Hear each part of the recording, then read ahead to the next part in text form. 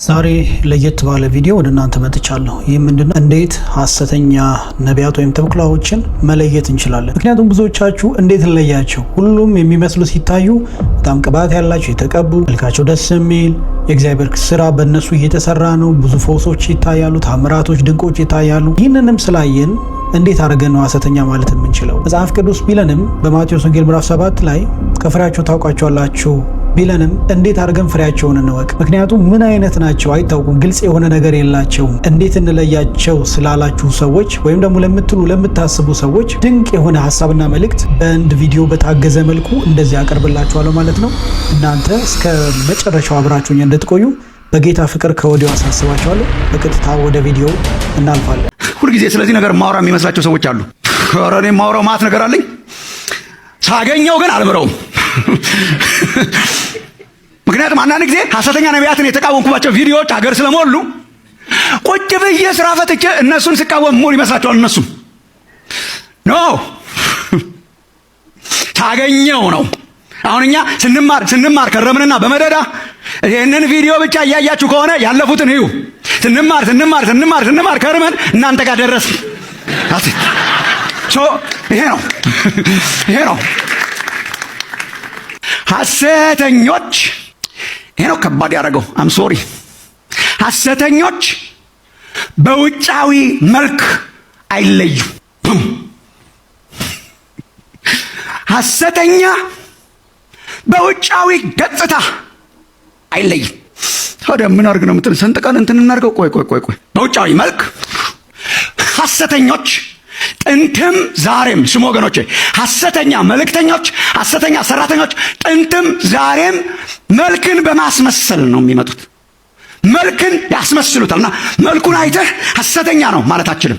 ውጫዊ ገጽታውን አይተህ ሐሰተኞች ናቸው ማለት አችልም። ሐሰተኛን ሐሰተኛ ያደረገው መመሳሰሉ ነው። ተመልከቱ ወገኖቼ፣ አሁን ለምሳሌ ከአንዳንድ ሃይማኖቶች ጋር ለምንድን ነው የማንዳረቀው? አሁን አንዳንድ የለየለት ሃይማኖት አለ ከኛ የተለያየ ይታወቃላ፣ የሚመሳሰል የለውም። እሱም መሳሰላለሁ ብሎ አይመጣም። እሱ ይሻላል፣ እሱ ይሻለኛል። ያው ሃይማኖት መጥራት እዚህ ሀገር ትንሽ ችግር ስለሆነ ነው እንጂ ይሻላል እኮ። አንዳንዱ እንትን ነኝ ብሎ ያገኛል። ደህና ነን እንደምን እንትን ነኝ ይላል። በቃ ለመመሳሰልም አይሞክርም። ኢየሱስ ክርስቶስ ጌታ ነው ምናምን አይልም። የተለየ ነው፣ መስኩም የተለየ ነው፣ እርሻው የተለየ ነው። የሆነ መመሳሰል የለውም፣ እንክርዳድነት የለውም። ከስንዴ የተለየ ነው። አጥቤውስ መመሳሰል ነው ዋና ምልክቱ።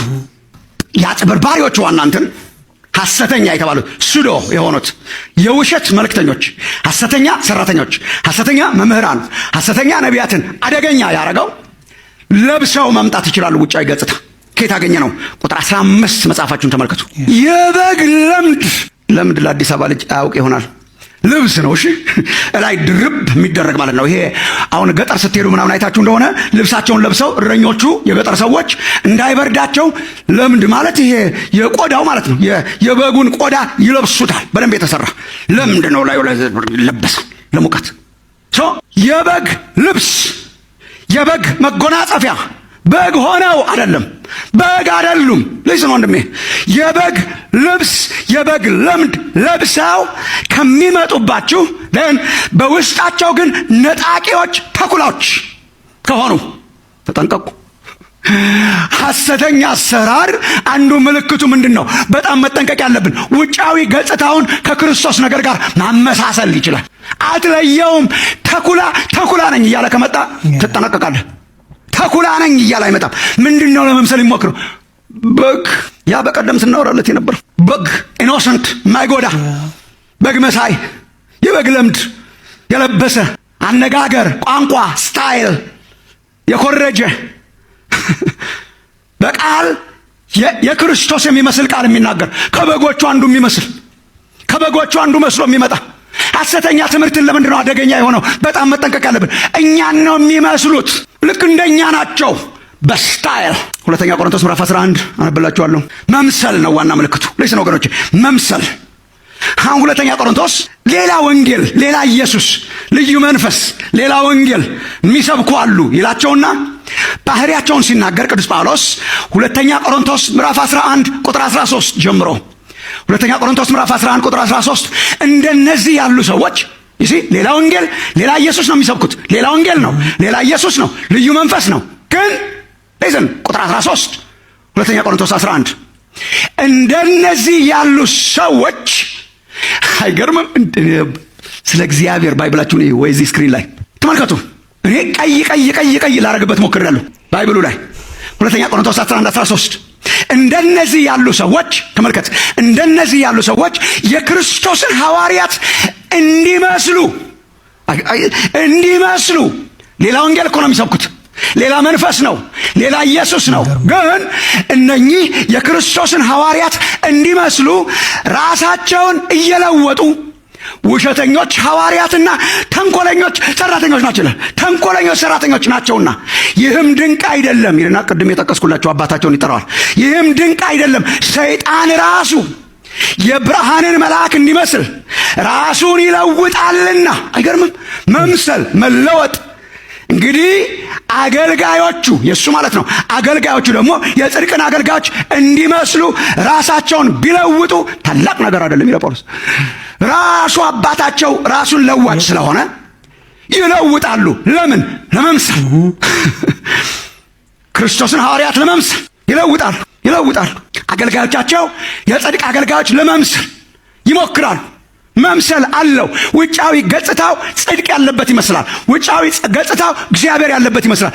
ውጫዊ ገጽታው ሁልጊዜ የበግ ነው። ውጫዊ ገጽታው ብቻ ሳይሆን ኢቭን አሰራሩ ያምታታል። ኢቭን አሰራሩ ይሄን ዛሬ መቼም እስከ መጨረሻ ጥንፍፍ አድርገን ተነጋግረን ብንወጣ ጥሩ። በቃል ብቻ ሳይሆን በውጭ ስታይል ብቻ ሳይሆን ኢቭን አሰራሩ የተምታታ ነገር ነው ይመስላል። እግዚአብሔር ያለበት ይመስላል። አንዳንድ ጊዜ እግዚአብሔር ያለበት ይመስላል። አለው ትንቢት አለው፣ ፈውስ መሳይ ነገር አለው። ምንጩን እግዚአብሔር ያውቃል። ሊኖረው ይችላል። ዛሬ ምንም አላስቀርም። እኔ አልተመልከቱ። ለምሳሌ ዘዳግም 13 ላይ ሌላ ጊዜ ልታዩት ትችላላችሁ። ምን ይላል ስለ ሐሰተኛ ነቢያት? አሁን ቅድም ነብዩ የተናገረው ባይሆን ነው፣ ግን 13ኛው ምዕራፍ ላይ ደግሞ ነብዩ የተናገረው ቢሆን ሊሆን ይችላል ማለት ነው። ሊሆን ይችላል በፎር ሳም ሪዝን አሳያችኋለሁ። አንዳንዱ ነብዩ የተናገረው ቢሆን ግን በቃና ሌሎች አማልክትን እናምልክ ቢልህ ሐሰተኛ ነው። የተናገረው ሊሆን ይችላል። የተናገረ መሆን ያው በሌላ መንፈስም ሊመጣ ይችላል። 50% ቻንስ እኮ አለው ስትናገር አንድ ነገር። ይሄ ሰውዬ አይሞትም ይተርፋል ይላል። ያ 50% ሊተርፍ ይችላል፣ 50% ሊሞት ይችላል። ነገ ይዘንባል። ቻንስ እኮ አለ። ቢዘንብ እኮ ነገ አታስቀምጡኝም መታችሁ ይዘንባል ብሎ ነበር ይላል ያገረስ። እንዴ አንተ ምን ማለት ነው? እንትን ይሆናል ብሎ ነበር ሆነ፣ እንትን ይሆናል ብሎ ነበር ሆነ፣ እንትን ይሆናል ብሎ ነበር ሆነ። እነሱም የሚያስደንቁን የሚናገሩት እንዴት አኪዩሬት እንደሆነ ለማሳየት የሟርተኝነት መንፈስ ሰፈራችንን ይነግሩና ያስገርሙናል። ሰፈርህን፣ ቀበሌህን እኔ በጣም ይገርመኛል። እኛ ራሳችን እንዴት ብንስት ነው? እንዴት ነው ሰው ክርስቶስን እያወቀ ቀበሌው ሲነገረው እንደ እብድ የሚሆን? ብቻ በቃ ቀበሌ ወደ ቃሊቲ ነው። አንዳንዶቻችን እንደውም ስለምንሳሳላቸው ጠጋ ለማድረግ እንሞክራለን። እሱ እንኳን ወደዚህ ወደ ሳሪስ ነው፣ ግን ብቻ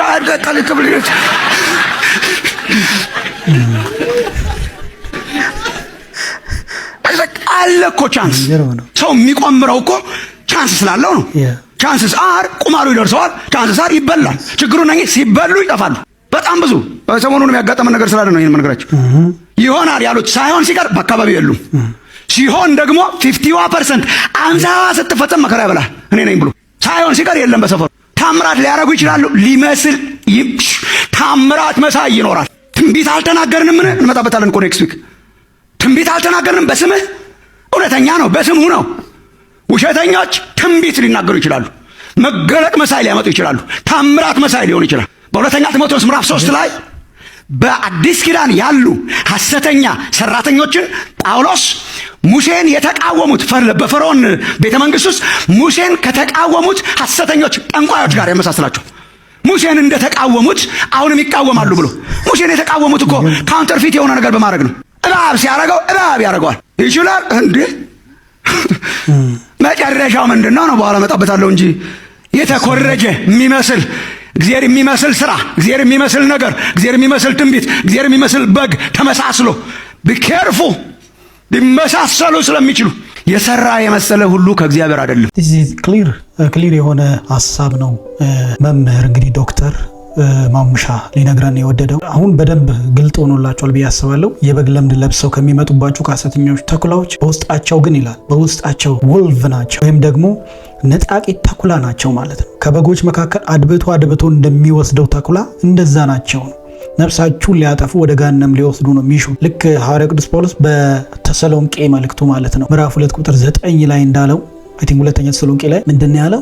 ሁሉ እንደ ሰይጣን አሰራር ነው የእርሱ መምጣት። ኦኬ ጌታችን ኢየሱስ ክርስቶስ በተለይ በዚህ ዘመን የሚያምኑትን እንኳን እስኪያስቱ አይደል የሚለው ማቴዎስ ወንጌል ምዕራፍ 24 ላይ የሚያምኑትን እስኪያስቱ ድረስ ታላላቅ ታምራቶችን ያደርጋሉ። ማለትም ይህ ግልጽ የሆነ ሀሳብ ጌታችን በአንደበቱ ያወራው ነው። ስለዚህ እባካችሁ በውስጣቸው ነጣቂ ተኩላዎች ከሆኑ ምስያ ካላቸው የሚመስል ነገር ካላቸው እውነተኛ ትንቢት፣ እውነተኛ መገለጥ፣ እውነተኛ ፈውስ ከሚመስል ከአጋንንት አሰራር እንድትርቁ ዛሬም በጌታ ፍቅር ለምናችኋለሁ ማለት ነው። ራሳችሁን ከዘላለም ሕይወት ከማጣት እንድትቆጥቡ ማለት ነው። ከሚያጠፏችሁ ነፍሳችሁንም ሳይራሩ ወደ ገሃነም ሊከቱ ወደ የሚወዱ ማለት ነው። ልክ ሁለተኛ ጴጥሮስ ምዕራፍ 2 ላይ እንደሚያወራው አይ ቲንክ አንደኛ ጴጥሮስ ይመስለኛል እናንተን ወደ ገሃነም እሳት ሊከቷችሁ ከሚወዱ ከሐሰተኛ ነቢያት እንድትጠበቁ ከሐሰተኛ መምህራን እንድትጠበቁ በጌታ ፍቅር አሳስባችኋለሁ ማለት ነው። ይህንን ሀሳብ ይህንን ትምህርት ለብዙዎች እንዲደርስ ባካችሁ በጌታ ፍቅር ነው ማሳስባችሁ። ለብዙዎች አድርሱልኝ በጌታ ፍቅር። ብዙዎች ይማሩበት፣ ብዙዎች ይንቁ፣ ብዙዎች ከነዚህ ተኩላዎች ያምልጡ ማለት እወዳለሁ። ጌታ ክርስቶስ ኢየሱስ እሱ የእግዚአብሔር ልጅ የሆነ ይመጣል። ማራናታ